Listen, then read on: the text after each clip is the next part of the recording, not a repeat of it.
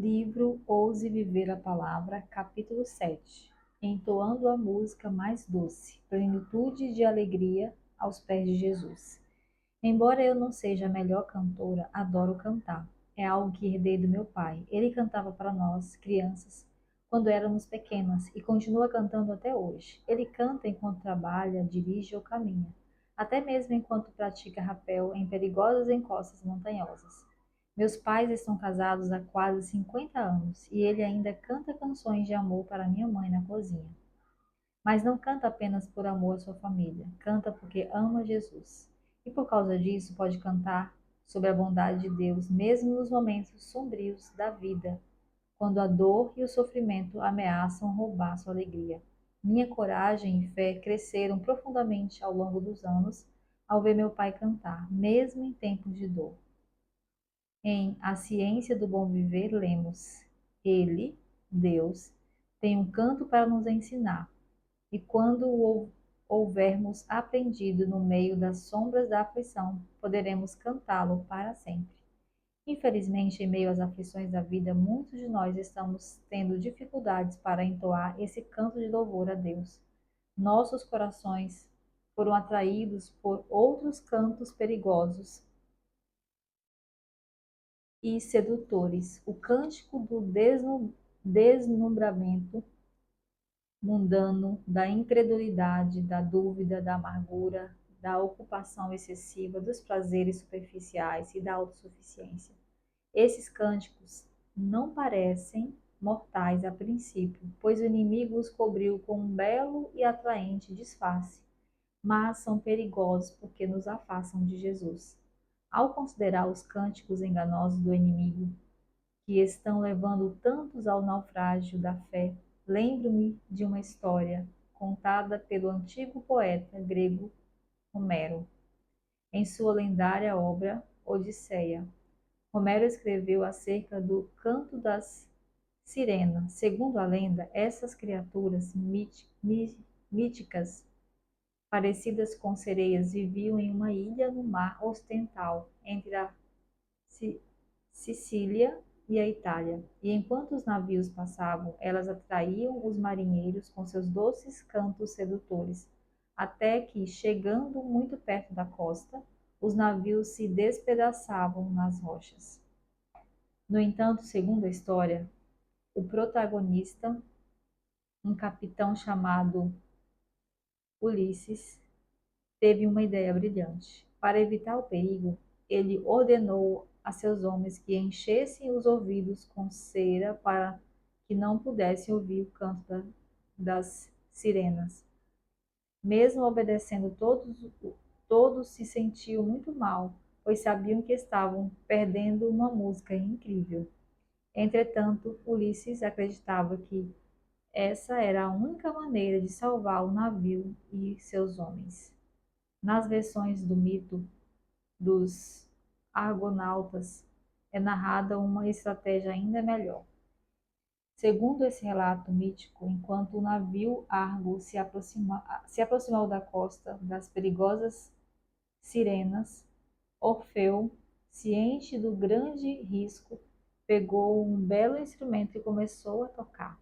Todos a bordo do navio ficaram encantados com a linda música que vinha do seu instrumento.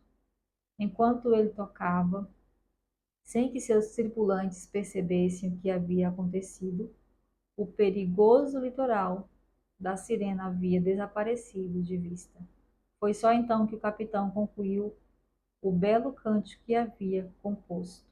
Como resultado, todos a bordo foram salvos do tentador canto das sirenas. Sim, a música das sirenas era sedutoramente doce, mas o sábio e amoroso Orfeu tocou para seus homens uma música ainda mais doce, e ao fazê-lo salvou a vida deles. Embora o relato seja mitológico, suas implicações são muito reais para a nossa vida. Aprendendo a ouvir o cântico mais doce. Você pode estar se perguntando, então como podemos aprender a ouvir e cantar a música mais doce? Como podemos evitar ser arrastados pela música sedutora do inimigo de nossas almas? A resposta A resposta é simples. Aprendemos a ouvir e cantar a música mais doce quando passamos tempo aos pés de Jesus. Como já ouvi dizer, ver Cristo como Ele é desperta um desejo tão doce por Deus que o pecado perde completamente o seu poder. Perceba, Jesus está cantando para nós uma música. E quando voltarmos nossos olhos e ouvidos para o céu e ouvirmos o cântico mais doce do grande músico, não seremos mais cativos das seduções mortais do mundo ao nosso redor. Não perderemos mais nosso foco espiritual nas aflições da vida. As tentações da nossa carne não nos vencerão mais. Deixe-me compartilhar algumas chaves divinas que, se aplicadas em sua vida todos os dias, o ajudarão a aprender a ouvir e a cantar a música mais doce do céu. Comece o seu dia aos pés de Jesus e permaneça com ele o dia todo. Essa é a música, essa é a única segurança. Você não participaria de uma batalha física sem estar bem alimentado, ou então sem levar um guarda-costa. No entanto, com frequência, tenta lutar as batalhas espirituais diárias com o estômago espiritual vazio e sem nenhum guarda-costas celestial por perto. Indagamos por que Deus não está fazendo nada e por que nosso navio continua sendo partido em pedaços nas rochas do pecado. Devemos dedicar tempo à palavra de Deus e à oração. Devemos passar tempo aos pés de Jesus se esperamos ouvir a mais doce canção do céu e obter vitória contra as sedutoras tentações do inimigo. Muitos, mesmo nas horas de devoção, deixam de receber a bênção da comunhão real com Deus. Estão com muita pressa, com passos apressados, entram na adorável presença de Cristo e ficam ali no lugar sagrado, talvez por um momento, mas seu conselho, não esperam seu conselho. Não têm tempo de permanecer com o Mestre Divino e com seus fardos eles voltam às suas atividades. Esses trabalhadores jamais poderão alcançar o verdadeiro sucesso antes que aprendam o segredo da força. Devem separar tempo para pensar, orar e esperar de Deus a renovação da força física, mental e espiritual. Ao passar tempo com Jesus, beba com abundância da água viva. Escave profundamente em sua palavra e descubra o que realmente significa orar. Nos próximos capítulos falarei de modo mais abrangente sobre como estudar a palavra de Deus e aprofundar a oração. Independentemente do que fizer em seus momentos devocionais, não se contente com bênçãos superficiais. Não faça um regime espiritual. Mesmo se você for uma pessoa muito ocupada, faça o seu melhor e Deus fará a diferença.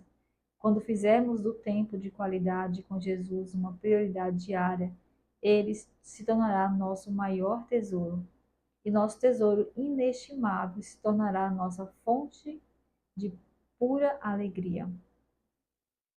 O segundo passo, trate Jesus com reverência como o rei que ele é. Afaste-se de todas as distrações, coloque seu celular no modo avião, se necessário, e concentre-se em seu rei. A Bíblia nos diz: Santo e tremendo é o seu nome. Salmo 119, versículo 9. A verdadeira reverência a Deus é inspirada por um senso de sua infinita grandeza e uma percepção de sua presença. Ellen White escreveu: Ao orar, adentramos na sala da audiência do Altíssimo e devemos ir à sua presença possuídos de santa reverência. Os anjos velam o rosto em sua presença. Os querubins e os santos serafins aproximam-se de seu trono com solene reverência. Quanto mais deveríamos nós, seres finitos e pecadores, apresentar-nos de modo reverente perante o Senhor, nosso Criador. O próximo passo, entregue a Jesus seu coração e sua vontade a cada manhã.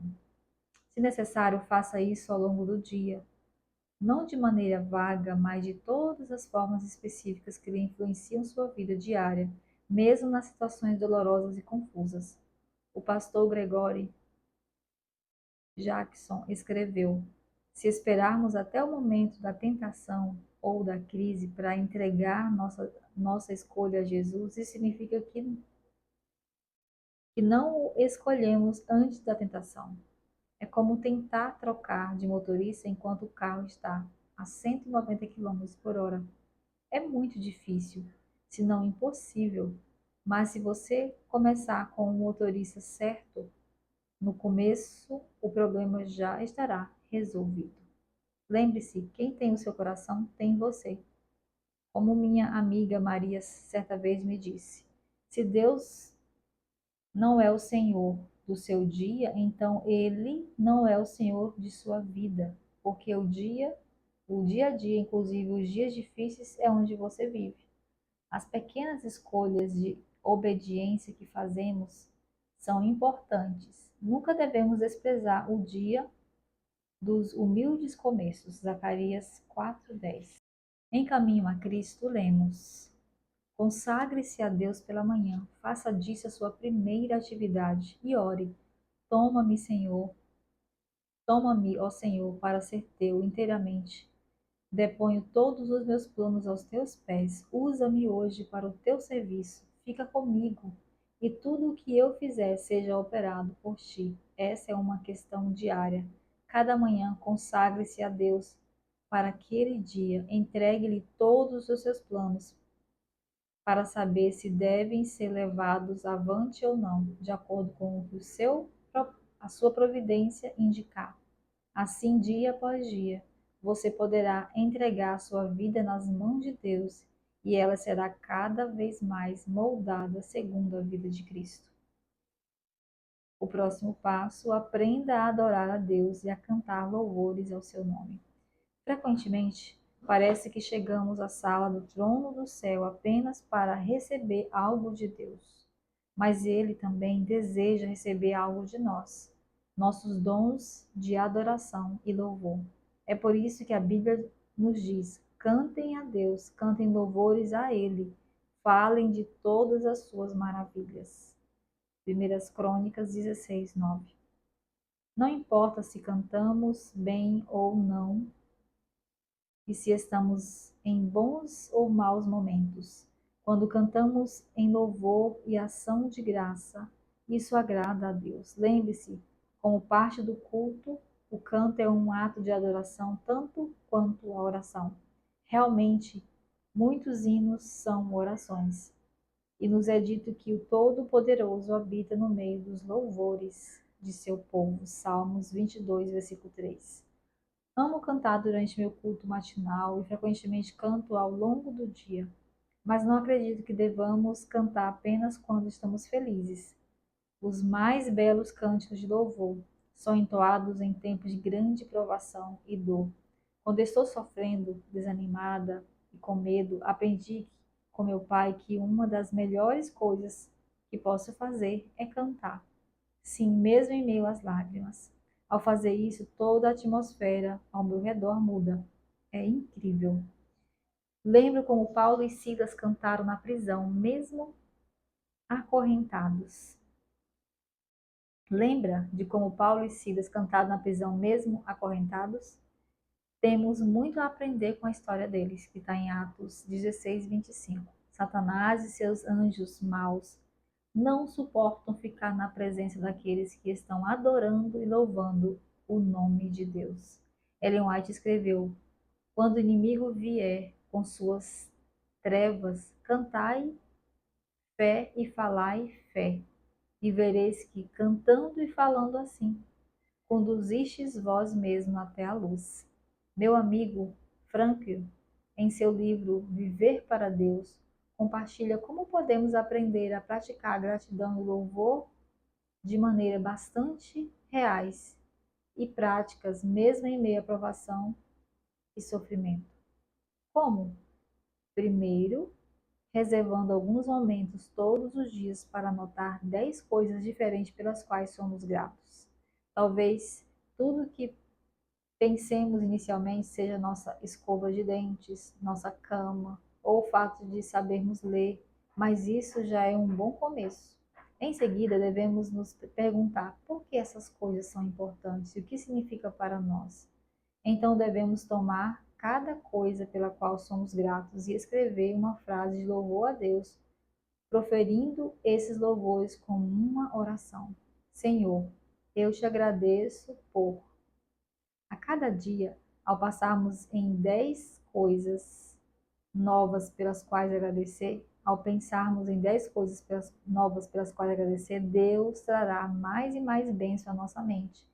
E durante esse processo, nosso coração mudará e veremos a bondade de Deus de, de nova maneira, mesmo através de nossas lágrimas. Franklin perdeu sua esposa para o câncer de mama anos atrás, e foi por meio desse simples hábito que ele aprendeu a cantar louvores a Deus mais uma vez. O próximo passo, ore diariamente pelo batismo do Espírito Santo. Uma vez que é o Espírito Santo que nos conduz à verdade e torna possível que Jesus permaneça em nós, devemos buscar sinceramente esse dom todos os dias. Ellen White escreveu: se todos estivessem dispostos, todos seriam cheios do Espírito Santo. Onde quer que a necessidade do Espírito Santo seja um assunto em que pouco se pense, ali se verá aridez, escuridão, declínio e morte espirituais. Quando assuntos de menor importância ocupam a atenção, é sinal de que está faltando o poder divino necessário para o crescimento e a prosperidade da igreja. Esse poder oferecido em infinita plenitude traz consigo todas as demais bênçãos. Uma vez que esse é o meio pelo qual receberemos poder, por que não sentimos fome e sede do dom do Espírito? Por que não falamos sobre ele, não oramos por ele, não pregamos a seu respeito? O Senhor está mais disposto a dar o Espírito Santo àqueles que o servem do que os pais a dar coisas boas a seus filhos. Cada obreiro deve fazer sua petição a Deus pelo batismo diário do Espírito. Memorize as promessas da Bíblia. Não sei dizer quantas vezes um texto bíblico memorizado veio à minha mente, dando-me encorajamento ou direção em momentos de necessidade. Sou muito grata por minha mãe ter me ensinado a memorizar as Escrituras desde minha infância. Muitos versos que decorei naquela época ainda permanecem comigo até hoje. No entanto, mesmo que você não tenha aprendido as promessas da Bíblia quando criança, não é tarde demais para começar. Você pode dizer: não tenho cabeça para memorizar. Isso não é desculpa. Tenho um amigo cuja mente foi prejudicada devido ao uso de drogas, mas quando ele entregou o coração a Jesus, lentamente começou a memorizar pequenos trechos das Escrituras. Quanto mais ele memorizava, mais conseguia memorizar, e aos poucos sua mente foi totalmente restaurada. Hoje, meu amigo Rich, que memorizou mais de 1000 passagens das Escrituras, trabalha como pastor. Na verdade, ninguém imaginaria que um dia ele foi usuário de drogas, pois tem uma mente brilhante e sua personalidade irradia o amor de Deus. A Bíblia diz: guardo a tua palavra no meu coração para não pecar contra ti. Salmo 119, versículo 11. Quanto mais a palavra de Deus estiver em seu coração e mente, mais ele poderá trazê-la à sua memória no momento de necessidade.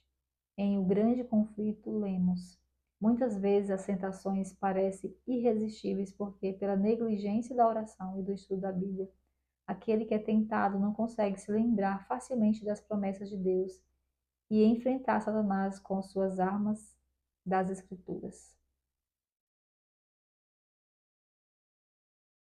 Muitas vezes as tentações parecem irresistíveis porque, pela negligência da oração e do estudo da Bíblia, aquele que é tentado não consegue se lembrar facilmente das promessas de Deus e enfrentar Satanás com as armas das Escrituras.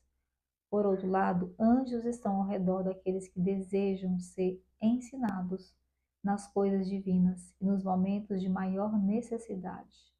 Faze com que se lembrem exatamente das verdades de que necessitam.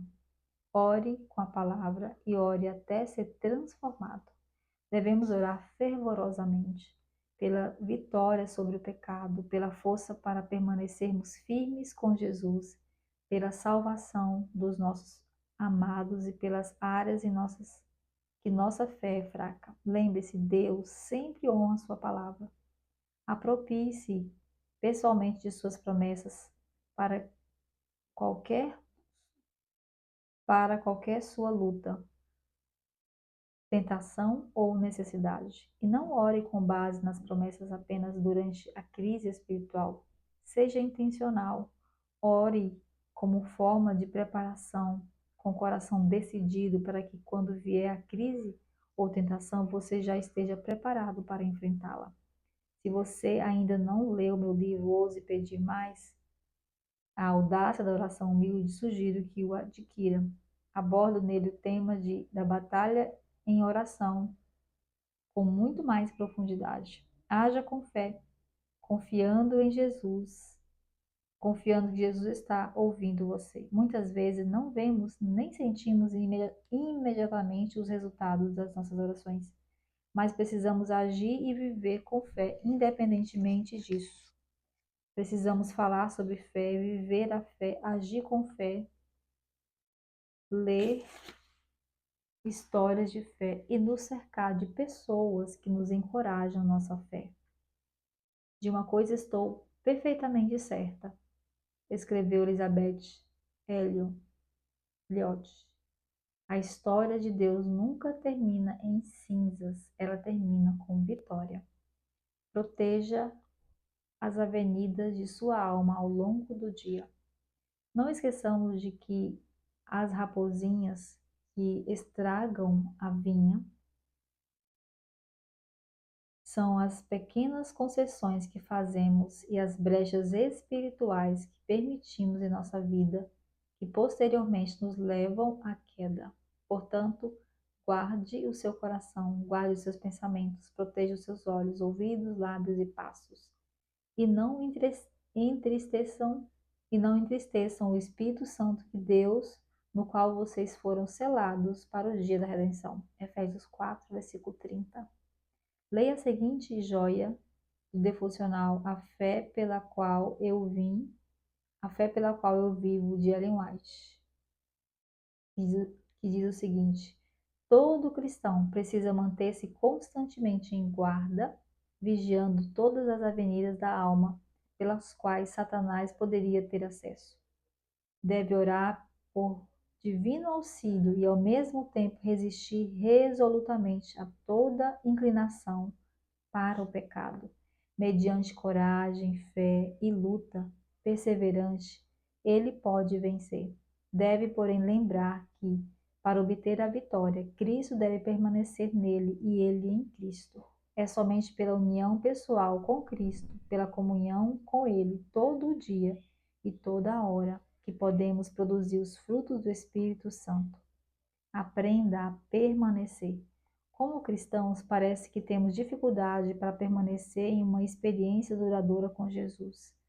Parte desse problema, acredito eu, existe porque tendemos a nos concentrar mais em fazer as obras certas e receber os dons certos do que receber o próprio doador. É por isso que é tão importante que aprendamos a travar a batalha onde ela está ocorrendo. Não é onde e não onde não está. No livro Desejado de Todas as Nações, a página.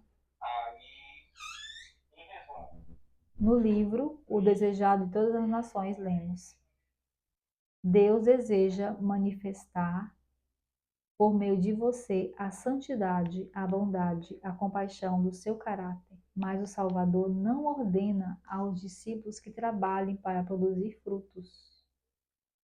Pede que permaneçam nele. Se permanecerdes em mim, diz as minhas palavras.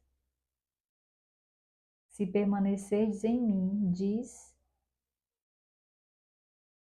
se permanecermos em mim, diz, e as minhas palavras permanecerdes em vós, pedireis o que quiserdes e vos será feito. João 15, versículo 7. É por meio da palavra que Cristo habita em seus seguidores. E é a mesma união espiritual representada por comer sua carne e beber o seu sangue. As palavras de Cristo são espírito e vida. Recebendo-as, você recebe a vida da videira. Você vive de toda palavra que procede da boca de Deus. Mateus 4:4. A vida de Cristo em você produz os mesmos frutos que produz nele. Vivendo em Cristo, aderindo a Ele, sendo sustentado por Ele, e dele tirando a nutrição, você dará frutos segundo a sua semelhança.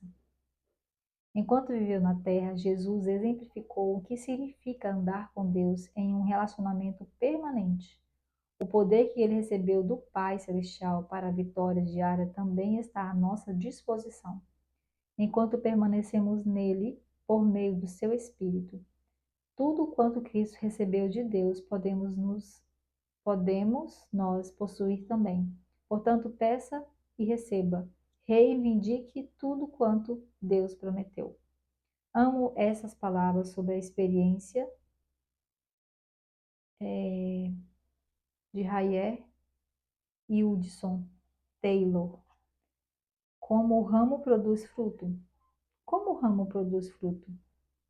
Não em esforço incessante em busca de sol e ar, não em lutas vãs por aquelas influências vivificantes que dão beleza à flor e cor à folha. Ele simplesmente permanece na videira, em união silenciosa e imperturbável. As flores e frutos aparecem como crescimentos espontâneo. Como então um cristão pode produzir frutos? Por esforços e lutas para obter o que é dado gratuitamente? Não.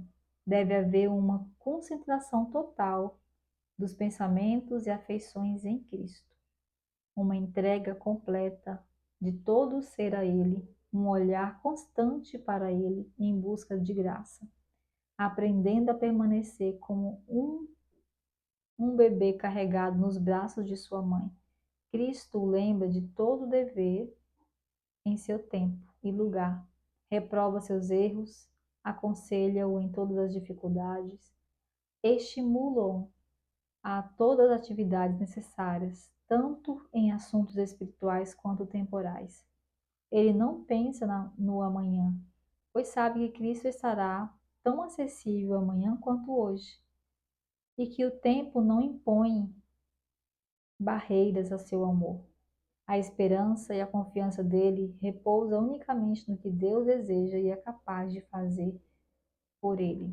Em nada que ele se suponha capaz de em nada que ele se suponha capaz é disposto a fazer por ele. Tal é a vida que nos é dada, a vida permanente e frutífera, a vida que é Cristo, que deve ser a posse de todo crente. A beleza da vida permanente é, se você permanece nele, o fato de receber hoje uma grande dádiva garante que amanhã receberá outra ainda mais preciosa. Enquanto continuamos nessa jornada, em meio às distrações e provações da vida, devemos fechar os ouvidos para a música sedutora do inimigo e passar tempo aos pés de Jesus, aprendendo a permanecer e a entoar a mais doce canção do céu, pois é realmente a música mais bonita. Ouse ir além. Talvez você esteja encurralado em circunstâncias difíceis da vida e seja difícil aprender a música mais doce do céu. Talvez você esteja lutando para viver mais um dia e se perguntando se Deus está ouvindo as suas orações ou é capaz de suprir as suas necessidades. Você já pensou sobre o que é preciso todos os dias para alimentar todos os pássaros que voam pelo ar? Requer tanta comida que mal conseguimos imaginar. Talvez seja por isso que, como ouvi dizer, pássaros não se preocupam. Eles cantam. Ora, se Deus alimenta diariamente todos os pássaros do mundo, você não acha que Ele pode cuidar de você e de mim? Leia a palavra. O que nos dá a plenitude de alegria? Salmos 16, versículo 11. Se há mais plenitude em Jesus disponível, como podemos recebê-la? Efésios 1, 23. Efésios 3, 19, 4, 13 e Colossenses 2, 9 e 10. O que acontece quando cantamos louvores a Deus? 2 Coríntios 5, 13 e 14. Leia 2 Crônicas 20, versículo 22. Que lições podemos aprender com essa história? O que significa permanecer em Cristo? O que acontece quando não produzimos frutos? Deus tem podado alguma coisa em sua vida? João 15, 1 a 17. Que lições sobre a fé podemos aprender com a natureza? Mateus 6, 25 a 33. Como podemos adorar a Deus com o coração agradecido? Salmo 27, versículo 6. O que significa dizer que Deus inspira canções de louvor durante a noite? Jó 35, versículo 10. Louve o Senhor, bendita segurança, inária adventista, número 212. Não é fácil cantar canções quando a vida está em trevas, mas você sabia que quando cantamos, nossa voz de louvor se une às vozes dos anjos do céu? Se vamos cantar no céu, por que não pedimos a Deus que nos ensine a cantar aqui? É hora de cantar, é hora de cavar fundo na palavra de Deus, dobrar os joelhos e permitir que o Espírito Santo aprofunde essa mensagem em nosso coração.